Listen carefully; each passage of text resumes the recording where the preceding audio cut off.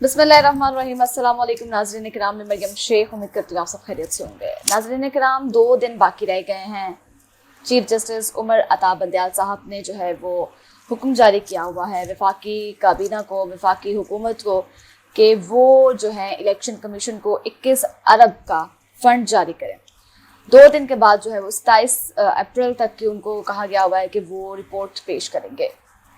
और वफाकी काबीना में मज़े की बात यह है, आपको ये बताएं कि शहबाज शरीफ और इसके अलावा काबीना ने जो है वो मंजूरी दे दी थी इलेक्शन कमीशन को फ़ंड्स देने की, लेकिन पार्लियामेंट ने इनकार कर दिया। पार्लियामेंट ने कहा कि हम जो है वो इलेक्शन कमीशन को फ़ंड्स जारी नहीं करेंगे।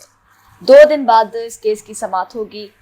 हालात जो हैं इस वक्त नज़र आ रहे हैं उसमें जनाब इलेक्शन दूर दूर तक होता हुआ दिखाई नहीं दे रहा, क्योंकि इनके इरादे ही नहीं लग रहे इलेक्शन करवाने के। तो अब मज़े की बात यह है कि जब शहबाज शरीफ ने और वफाकी काबीना ने जो इजाज़त दी फंड्स जमा करवाने की, तो दूसरी तरफ उन्होंने पार्लियामेंट को साफ कह दिया कि जनाब आप जो है वो इनकार कर दें, हम फंड्स जारी नहीं करेंगे, ताकि बात सारी काबीना पे आ जाएगी।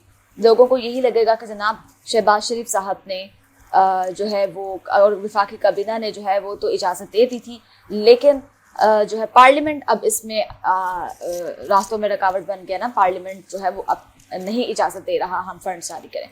जनाब सबसे बड़ी बात, पार्लियामेंट किसकी है? पीटीएम की है पार्लियामेंट, ठीक है, मुस्लिम लीग नून की है पार्लियामेंट।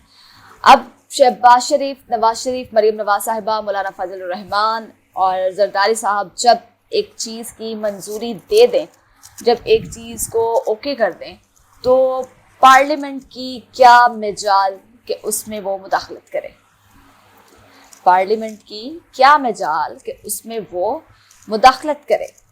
इनको लगता है कि अवाम बेहद बेवकूफ़ है। अवाम को जितना बेवकूफ़ बनाया जा सकता है बना दिया जाए।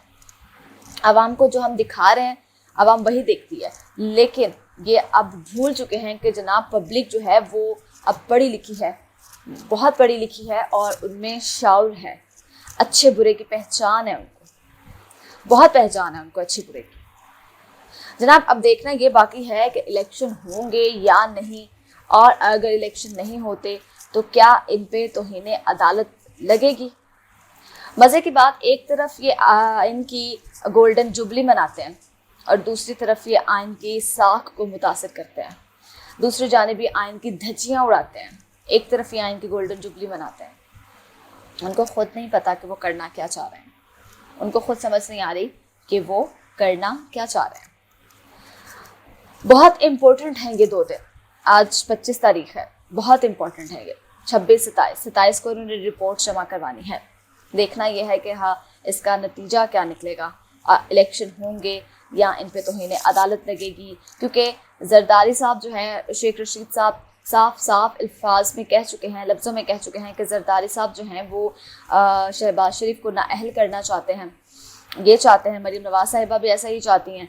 तो जना ये देखना बाकी है कि वाकई शहबाज शरीफ जो है वो नाअहल हो जाएंगे या फिर वफाकी हुकूमत जो है वो फंड्स जारी कर देगी। मुज़ाकरात की तरफ आएँ तो जनाब मुज़ाकरात के लिए शहबाज शरीफ भी तैयार हैं, वफाकी काबीना के कुछ लोग भी तैयार हैं और पीटीआई वाले भी तैयार हैं, लेकिन मौलाना फजल रहमान जनाब अटके पड़े हैं। वो कहते हैं कि मैं ऐसे बंदे के साथ मुज़ाकरात नहीं करूँगा जिसने मुल्क को दिवालिया की तरफ पहुँचाया हो, जिसने मुल्क को डिफ़ॉल्ट की जानिब पहुँचाया हो।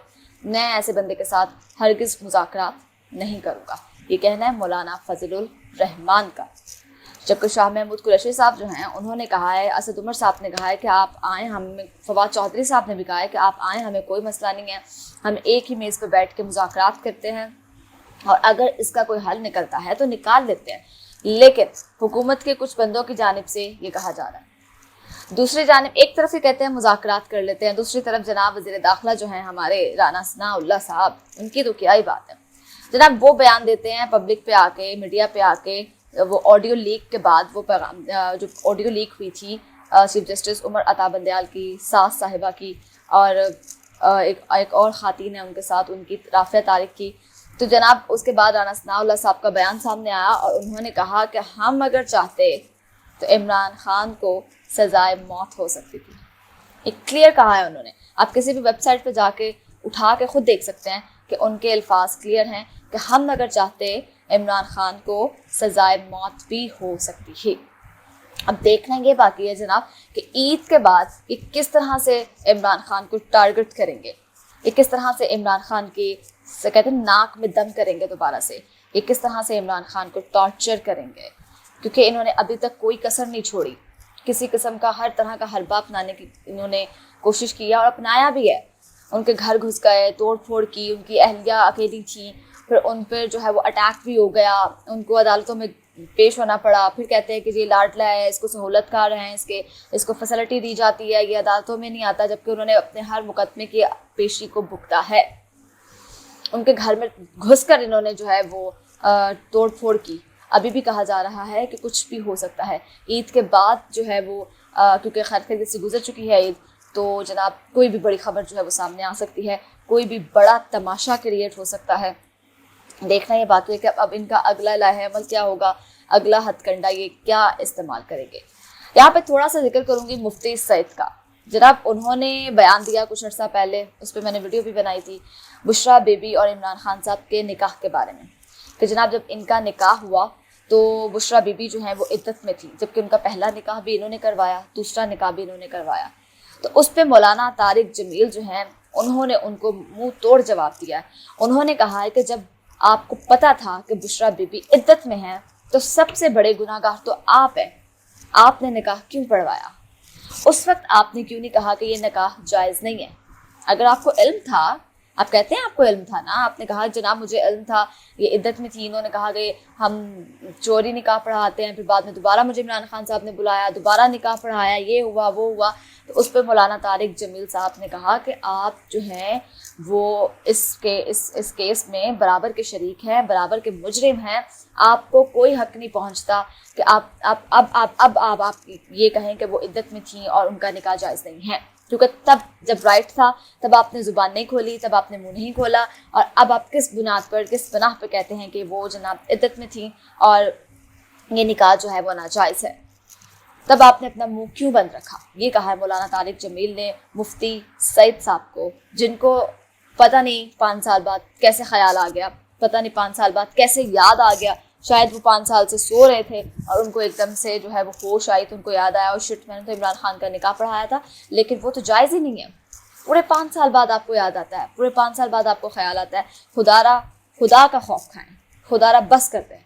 امید کرتی ہوں آپ کو ویڈیو پسند آئی ہوگی. اگلی ویڈیو تک کے لیے اپنی میزبان مریم شیخ کو دیجیے اجازت. اللہ نگہبان.